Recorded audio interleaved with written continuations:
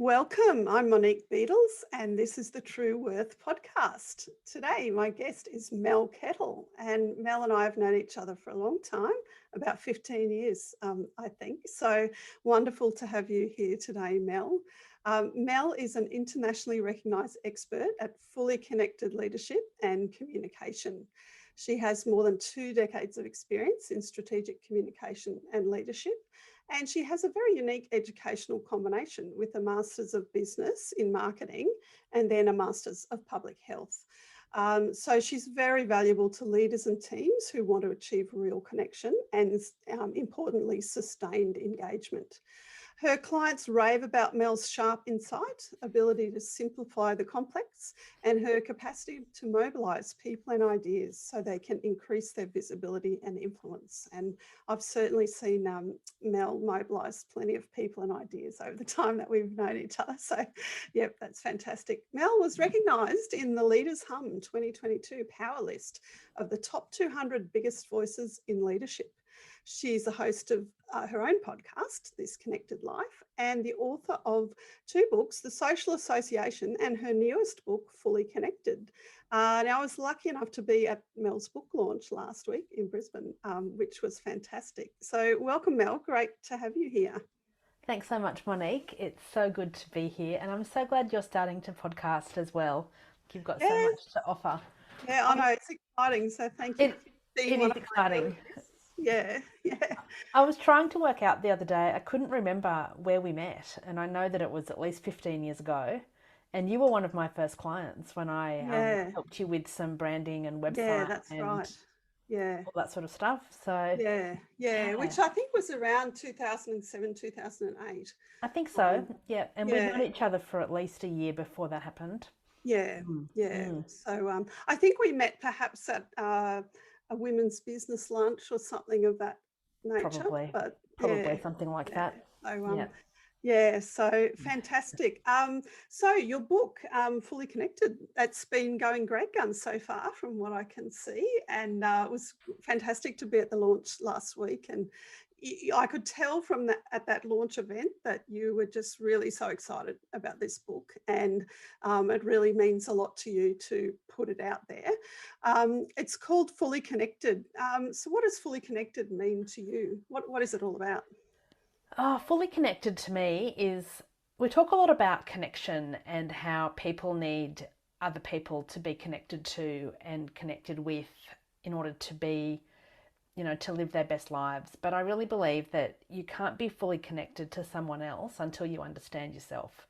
And so the concept of the book is about having an understanding of what self awareness looks like and how self aware you are. What does it mean to be self motivated and take action? And, what are your priorities in life? What drives you? And what do you need to do in order to achieve what you want out of life? And then the third part of that is self care. You can't really fully connect with others unless you have a good self care practice. And for me, self care is more than bubble baths and champagne and massages, although I do like 2 of the 3 of those, the champagne being one of them. It's about how do you prioritize yourself and how do you create boundaries and how do you look after, how do you have an awareness and around what you eat and what you drink and how Yeah, much sleep you have and how much exercise you get and how much rest you have and what and having a good self-care practice, because it's really hard to show up the best you want to be when you haven't had enough sleep or when you're hungry or when you're yeah, feeling really stressed and anxious. yeah. And so self-care helps that. Yeah, yeah, definitely. I went to Harvard Business School 10 years ago, and that was one of the most important lessons I learned there. It's not what you might expect to learn there, but it actually was one of the powerful messages that if you want to be a high performing leader, you really need to look after your own self care, and that actually that resilience equals self care. You can't be resilient, or you can't continue to perform at a high level if you don't look after yourself. So I think this is a really, really important message. Um, but I think we know from our own experience, and we see it all the time, that people don't always prioritise their own self-care. So do you think that people underestimate the importance of that? Oh, most definitely. I think most people do. And you just have to look to see how many people have a fairly hefty diet of fast food or takeaway food. Yeah, How many people don't get enough sleep every night? Like some, I can't remember the stat, but some phenomenal number of Australians have fewer than 5 hours sleep every night. And you yeah, just can't function on that. Most people can't. There's a rare few who can, but the majority of people need 7 to 8 hours sleep a night. And most people yeah, don't get even close to that. And I also think that it's so easy to get caught up in the day to day busyness of life that sure. we forget that self care needs to be prioritized. Yeah.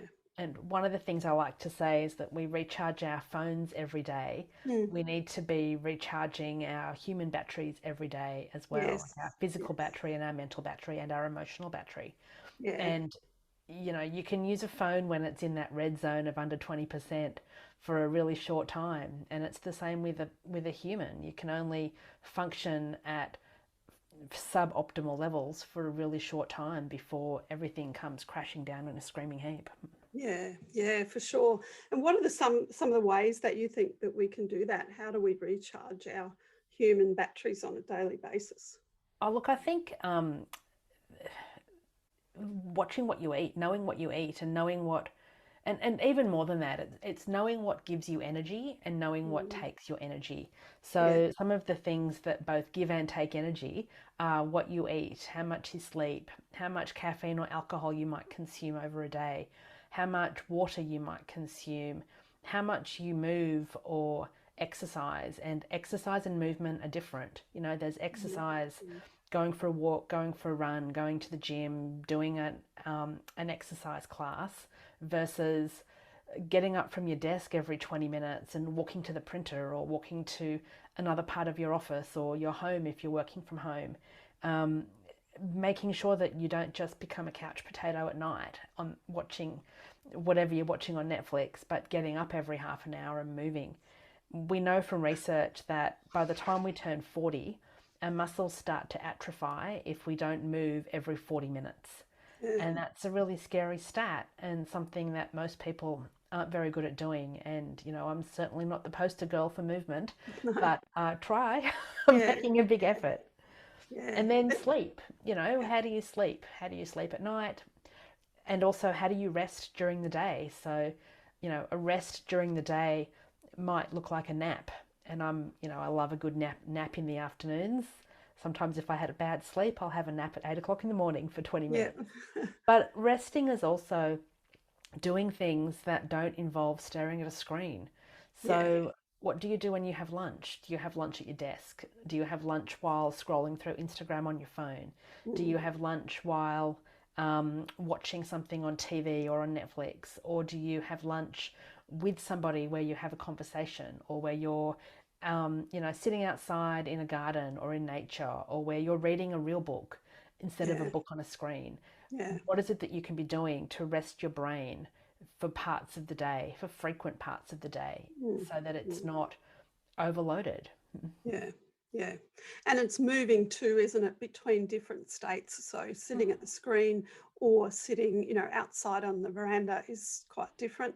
And part of that, Absolutely. just shifting our state throughout the day to help Yeah, us maintain absolutely. that But even, energy. thinking about meetings, how do you do meetings today?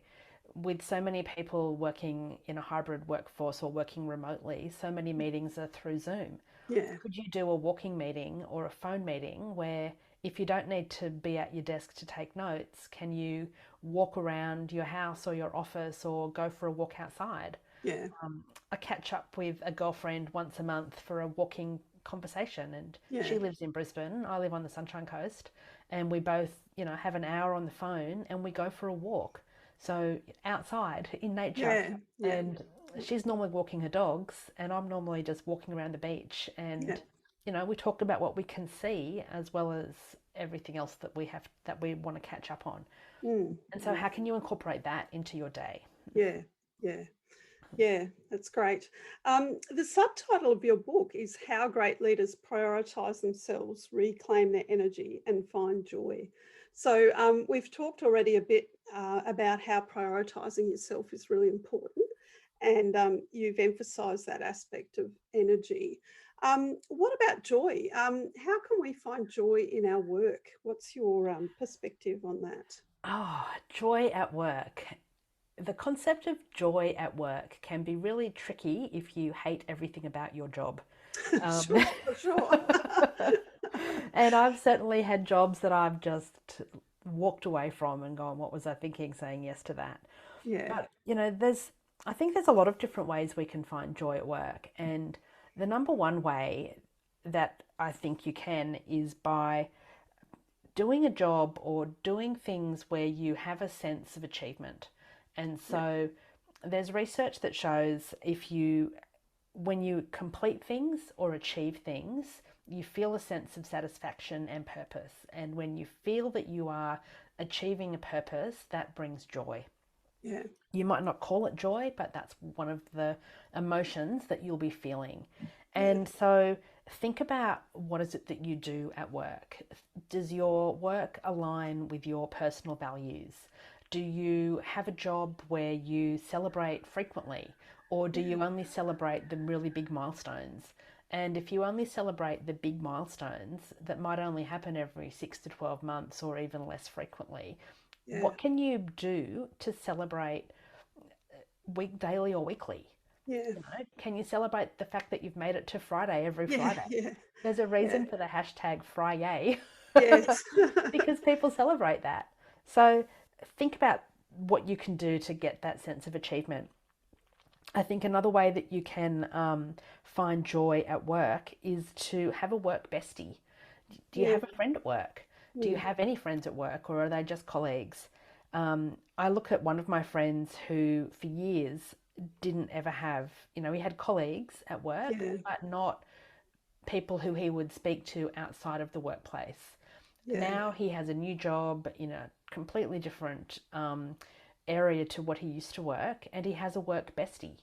yeah, And they text each other and talk to each other almost every day, whether yeah, they're at work together or not. And the difference in his mental attitude towards going to work is quite profound mm, because he's mm, got somebody that he can share the good and the bad with who isn't a manager and so who doesn't have yes, any direct impact on his yeah, employment.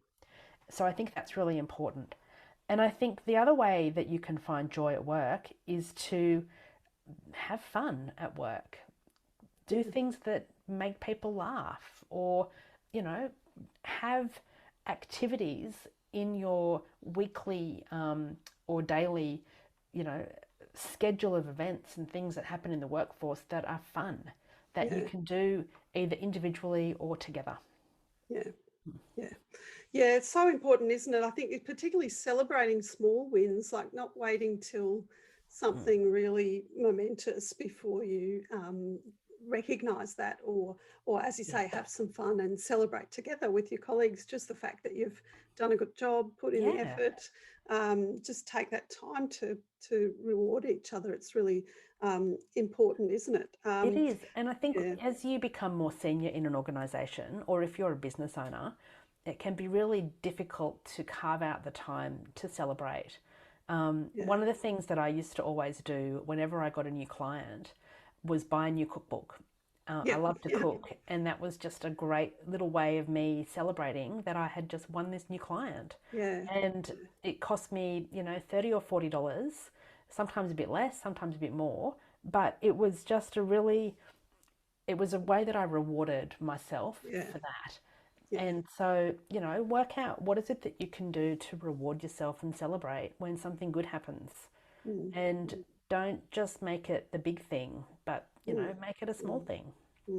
Because Mm. it's easy to get caught up in what's happening. And as you say, when once you've won a job, let's say in that case, it can be very easy to just then start thinking about, oh gosh, what have I got to do, That's to it. get this work done, instead of taking that small moment or rewarding yourself in some way that has meaning to you. Yeah, exactly. So that's really important. And as you've talked about, if you really have no joy in your work, then why are you doing that work? I think that's, the idea that, well, we don't have to be stuck where we are if it's something that really is completely That's it. joyless. And as you shared that someone you knew who shifted their job and then, found a different way. Some research came out today showing that uh, changing your job to something where you feel more satisfied has a really marked impact on your mental health. And Mm.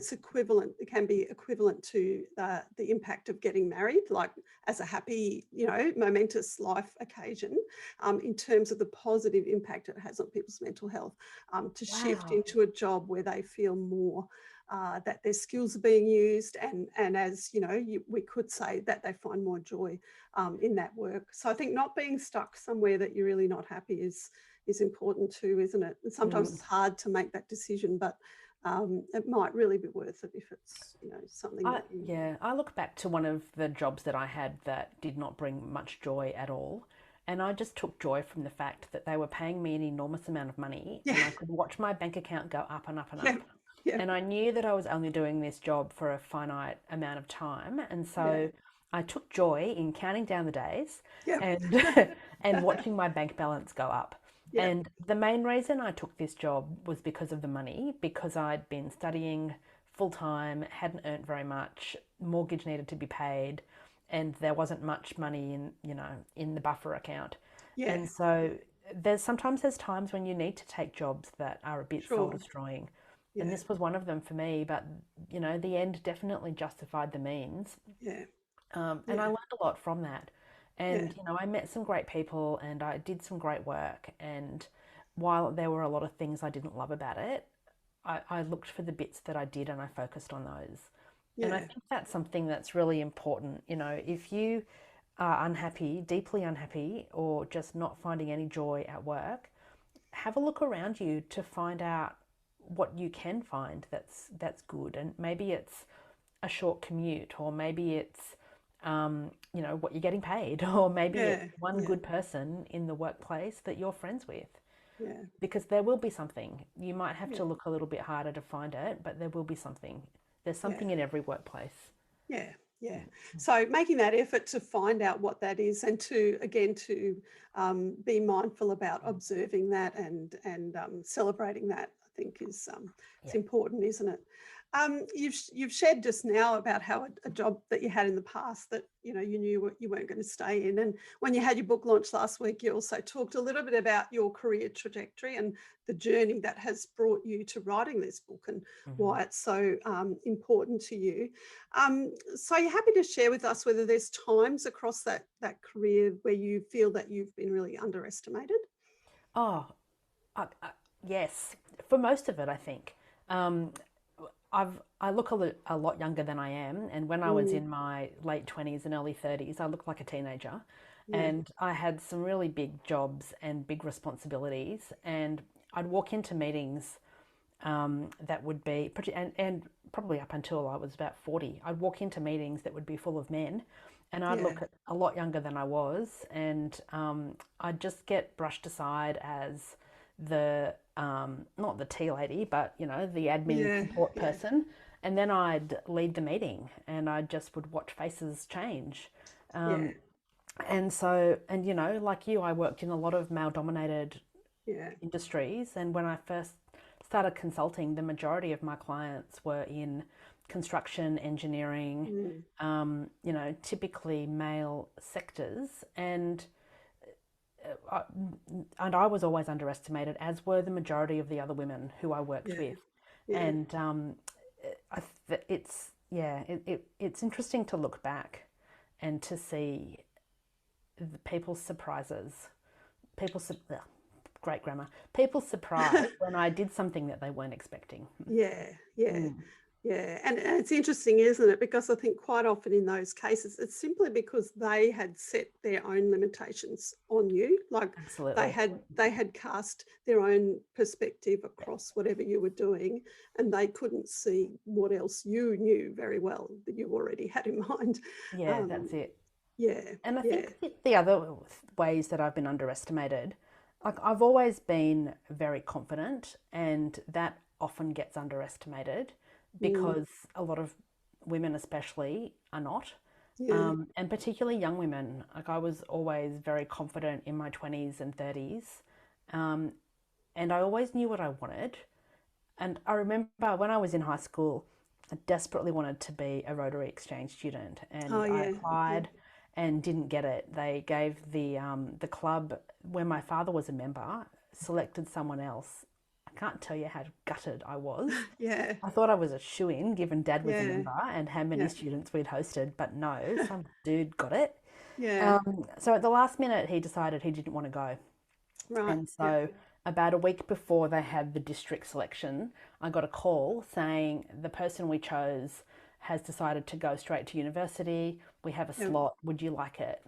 yeah, You'll need to go to Sydney and do this massive big group interview. And I said, yes, I'd love to. yeah, So, did it, pushed myself so far out of my comfort zone, mm, got selected. Right up until I was leaving, Dad kept on saying to me, you can change your mind. You don't have to go if you don't want to. yeah, yeah, And I finally said to him, Dad, why are you? I thought you were supportive. I thought you yeah, wanted me, like you encouraged me to do this. yeah. And he said to me, I only encouraged you because I didn't think you'd ever get it. Oh, I'm just really? like, uh huh.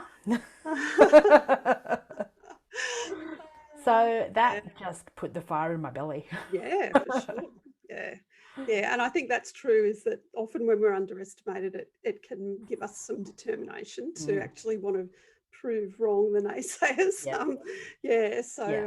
But no, it also made me realize that every time Dad supported me after that, I had to think, is he supporting me because he believes I can do it? Or is mm, he supporting me because it's the dad thing to do? mm, mm, And yeah, it really helped me become a lot more determined and yeah, helped me become, it helped me achieve a lot of goals a lot more quickly than I probably would have so that I yeah, could prove a point. yeah, yeah. Yeah. Yeah. So the role of leaders is really important then, whether that's your boss or your Mm. father, obviously in this case.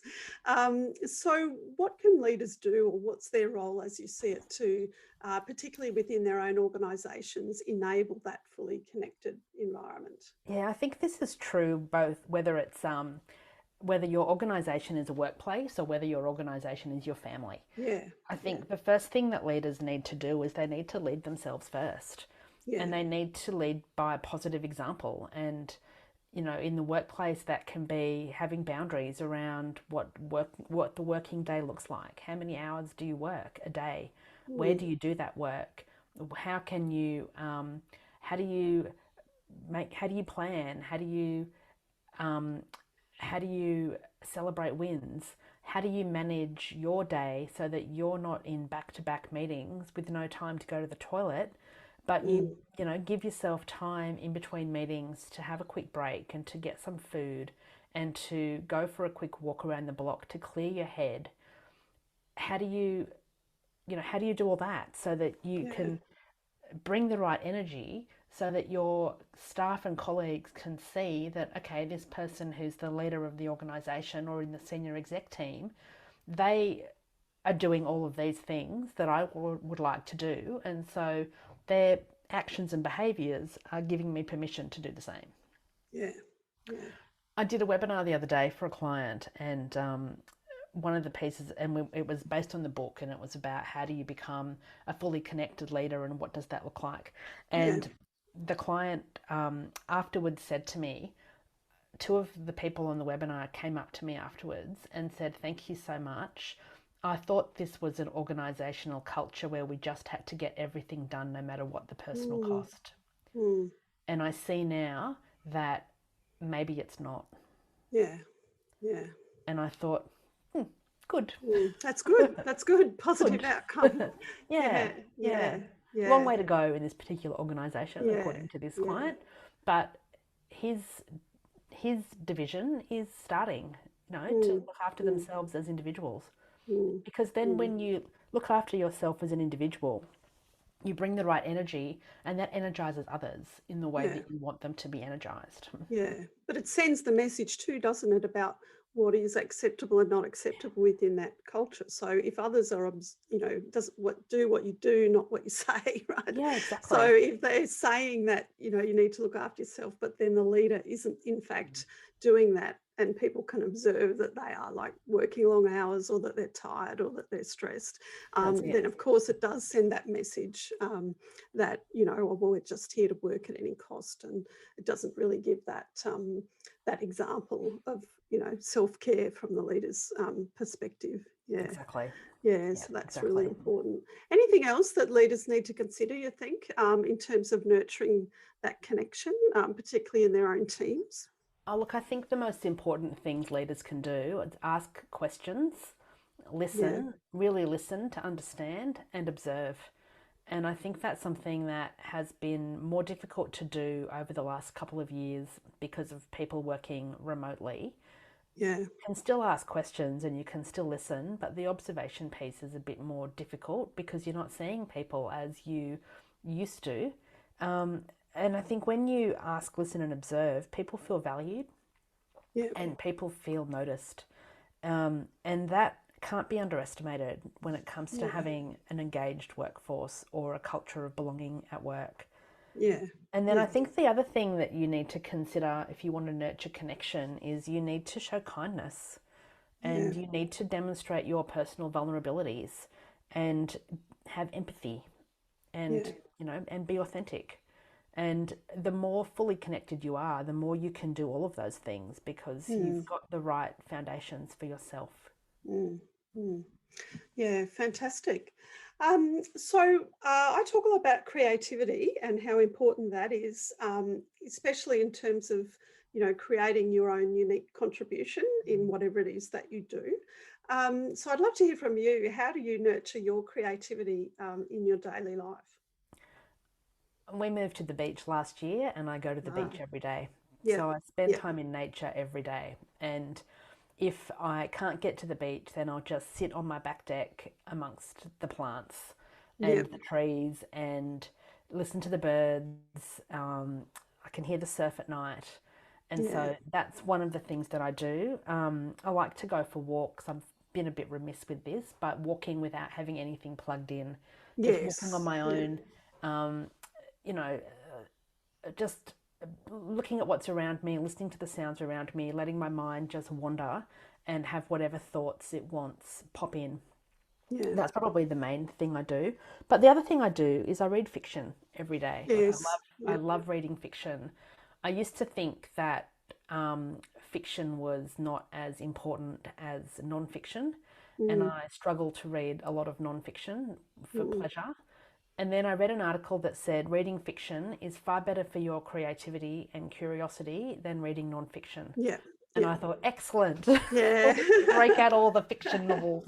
It's also better for your empathy and some of those Mm, factors you've talked about, because what it does is it gets us inside someone else's mind, and it helps us to see a different human perspective that we might not yeah, see in a non-fiction. It helps us, imagine whole other worlds, or other people's points of view. So fiction, yeah, I absolutely. think we sometimes underestimate the importance of fiction, don't we?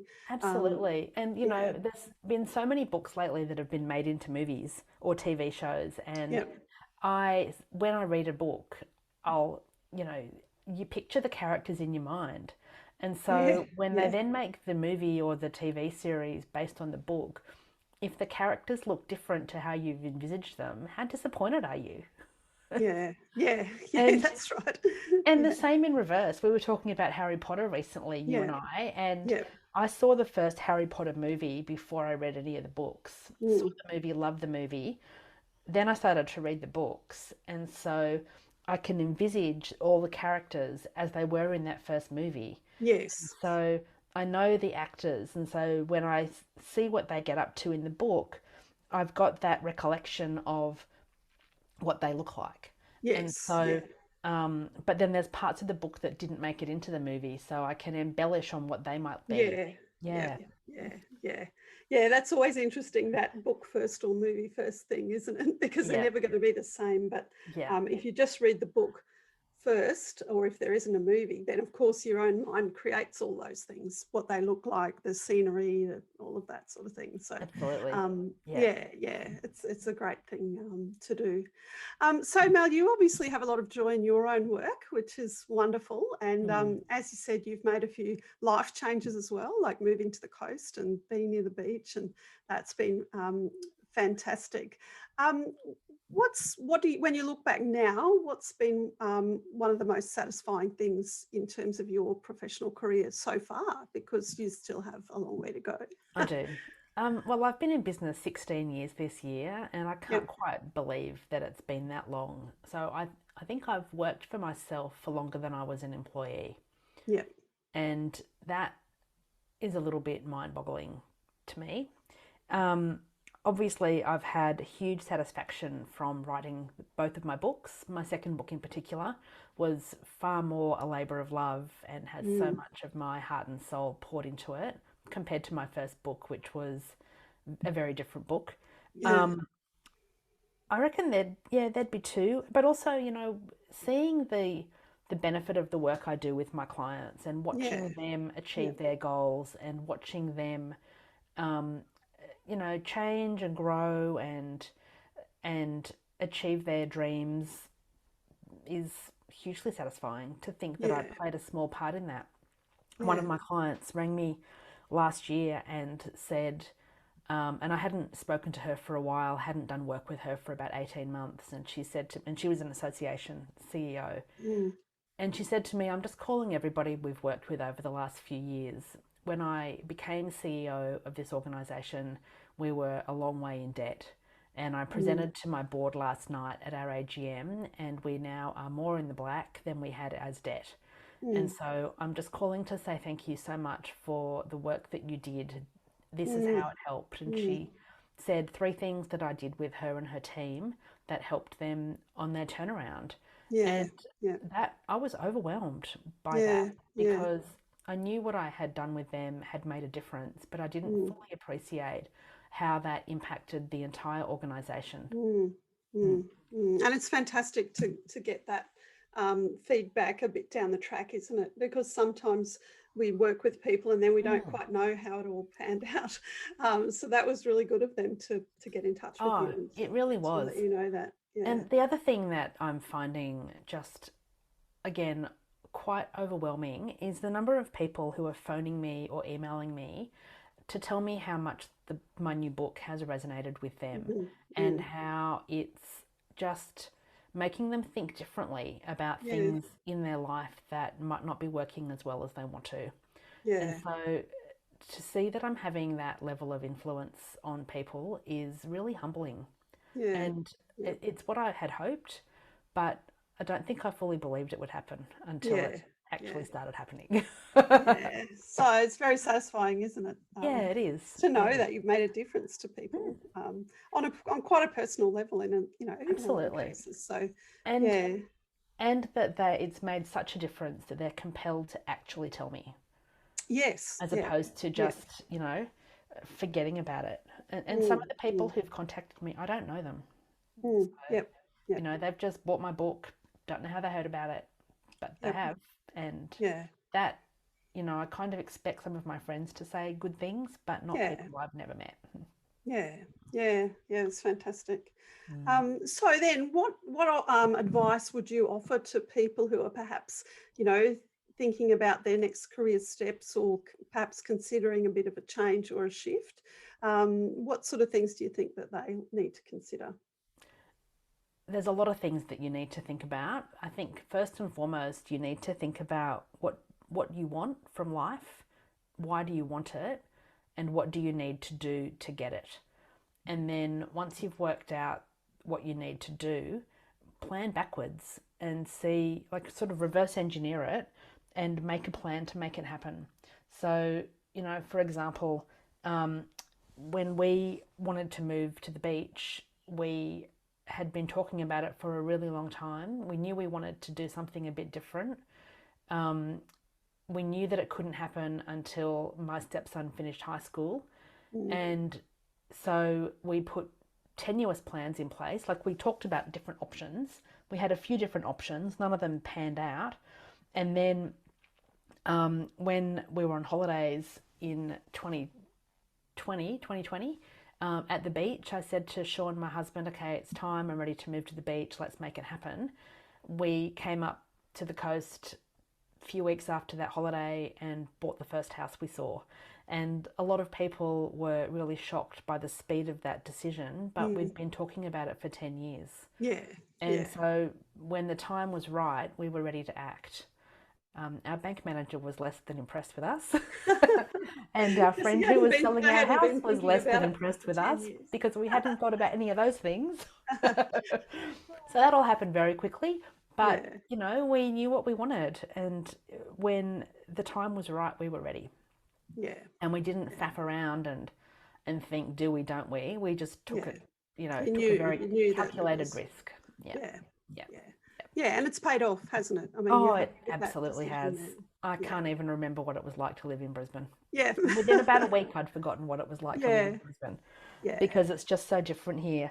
But, you know, yeah, you might not need to be making a decision quite that drastic. You just might yeah, be looking at changing jobs or going out on your own or doing something, you know, a little bit different. And I think some of the things that you need to think about are from a financial perspective. How much money do you need to earn in order yeah, to pay your bills and in order to, you know, feed your family and have enough left over to do things that you want to do? Um, yeah, and that's a really important thing. I think you also need to think about if you're going to start your own business, what might that look like? mm, How much money do you need to keep you going until income starts coming in? Do you have a backup plan? yeah, If you've got things like life insurance or income protection insurance, or you want those things, when do you need to think about how do you get those? Um, but I really I think that, you know, and if you're not sure, then talk to somebody, get some yeah. professional Get some advice from advice. Yeah, either a careers advisor or yeah, somebody who's made the change that you're wanting to make. Speak to them about yeah, how they went about it. yeah, If you're looking at having a career change from, you know, one industry to another, or, you know, being an accountant to being a lawyer, or, you know, what qualifications might you need? What might that look like? Do you need to go to university? Do you need to um, have different training? Do you need, or yeah, do you not?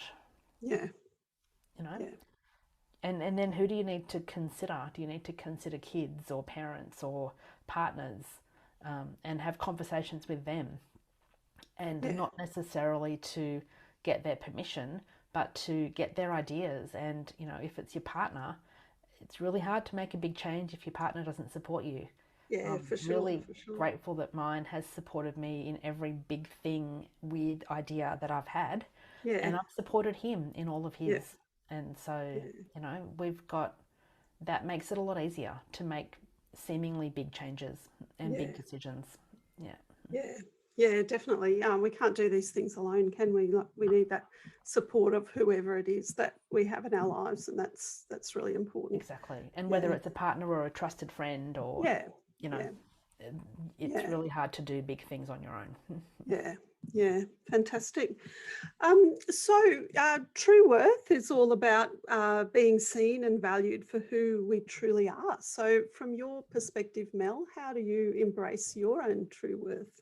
Oh my God, I'm 50 now. I don't care what other people think. That's great.